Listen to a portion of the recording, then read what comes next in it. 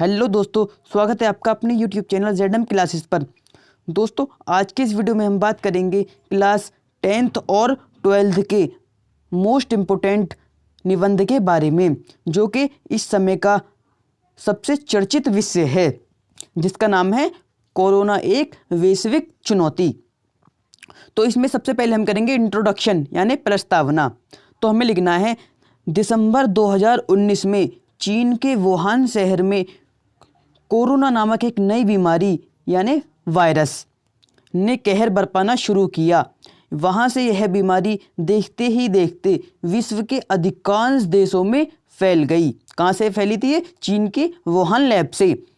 और प्रतिदिन हजारों की संख्या में लोग मरने लगे। इसकी भयावहता को देखते हुए 11 मार्च 2020 को विश्व स्वास्थ्य संगठन, जिसे इंग्लिश में बोलते हैं वर्ल्ड हेल्थ ऑर्गेनाइजेशन, ने इस महामारी को घोषित कर दिया। इससे बचने के लिए हमारे जो अधिकांश देशों ने अपने यहाँ संपूर्ण लॉकडाउन घोषित कर दिया। लगभग सारी दुनिया एक साथ अपने घरों में कैद हो गई। और उसके बाद हमें आगे करना है कोरोना का संक्रमण। कोरोना का संक्रमण करने पर हमें वो इस तरीके से करना है कि कोरोना वायरस संसार की सभी सजीव और निर्जीव वस्तुओं को संक्रमित कर देता है। यह वायरस निर्जीव वस्तुओं पर कुछ मिनटों से लेकर कुछ दिनों तक जीवित रहता है। यानी हमारी निर्जीव वस्तुएं जो हैं उन पर कुछ मिनटों से लेकर कुछ दिनों तक जीवित रहता है। मनुष्य में यह संक्रमित वस्तुओं को छूने से और संक्रमित व्यक्ति के नाक तथा मुंह से निकलने वाले नाक, थूक और वाष्प के अति सूक्ष्म कणों में व्यक्ति के सांस तक पहुंचने से फैलता है। यानी हमारे तो छोटे छोटे पार्टिकल्स होते हैं, कण होते हैं, तो उनसे यह मनुष्य की सांस तक पहुंचता है। इसलिए इस संक्रमण को फैलने से रोकने के लिए मुंह और नाक पर मास्क लगाने तथा एक दूसरे से 2 गज की दूरी बनाए रखने के लिए कहा जाता है। यानी जिसे हम कहते हैं 2 गज की दूरी, मास्क है ज़रूरी।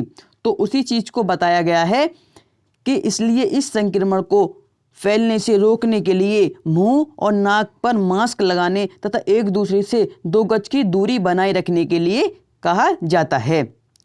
दोस्तों, इतना करने के बाद हमें आगे रखना है इसके लक्षणों और बचाव। लक्षण और बचाव में हमें क्या करना है कि सबसे पहले हमें इसके लक्षण लिखने हैं। तो लक्षण में क्या करना है?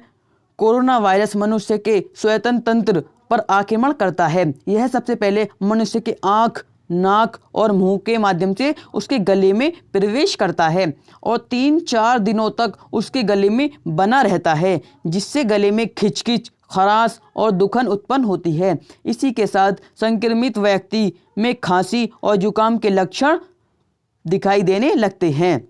दोस्तों, यह क्या है? यह इसके लक्षण हैं। ठीक है।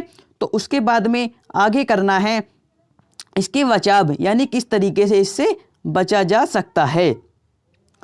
तो इससे हमें यह 6 बचाव हैं जो हमारे लिए आवश्यक हैं। तो क्या क्या हैं? सबसे पहले इसके बचाव देखते हैं। इससे बचाव के लिए प्रत्येक व्यक्ति को निम्नलिखित उपाय करने चाहिए। तो किसी भी व्यक्ति को अनावश्यक रूप से छूने से बचें। यानी कोई भी हमारी वस्तु है उसे अनावश्यक रूप से, यानी अगर जब तक आवश्यक ना हो तो उससे छूने से बचें, और क्योंकि वह कोरोना से संक्रमित हो सकती है। ठीक है। और दूसरे नंबर पे लिखना है, आपस में एक दूसरे से कम 2 गज की दूरी बनाएं। कम से कम 2 गज की दूरी बनाएं। ठीक है। और नंबर 3 लिखना है, हाथ ना मिलाएं, दूर से नमस्ते आदि से अभिवादन करें। अनावश्यक रूप से घर से बाहर नहीं निकलें, यानी जब तक ज़रूरत ना हो, यानी जब तक कोई भी आवश्यकता ना हो। ठीक है। जब तक घर से ना निकलें। और नंबर 4, घर से बाहर निकलने पर मुंह पर मास्क अवश्य लगाएं। मास्क का प्रयोग पूरे समय करें। ठीक है। जब भी ज़रूरत हो, घर से बाहर निकलें तो मास्क का प्रयोग जरूर करें और मास्क फुल टाइम लगाएं।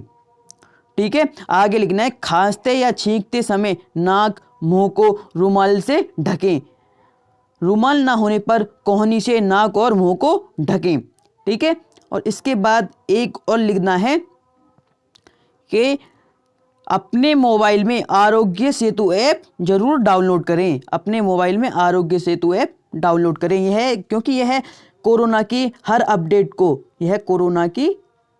अपडेट को बताता है। ठीक है, तो इसकी चुनौती बहुत अहम है। क्या क्या इसमें प्रमुख चुनौतियां निम्नलिखित हैं।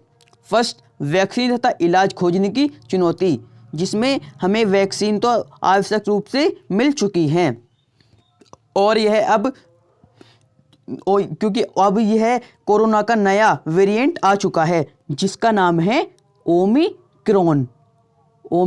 ठीक है, जिसका नाम है ओमिक्रॉन।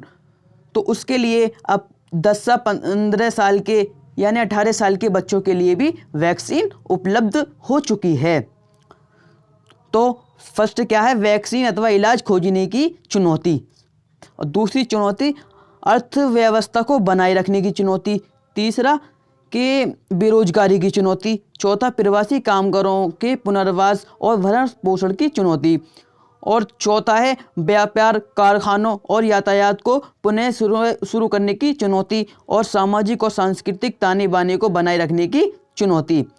दोस्तों, चुनौती भी करनी है हमें। तो यह हमारे 4-5 पॉइंट हैं। आप इन्हें ऐसे में फुल अच्छी तरीके से लिखोगे तो फुल मार्क्स आपको मिल सकते हैं। और लास्ट इसका टॉपिक हमें बिल्कुल लास्ट करना है, उपसंहार।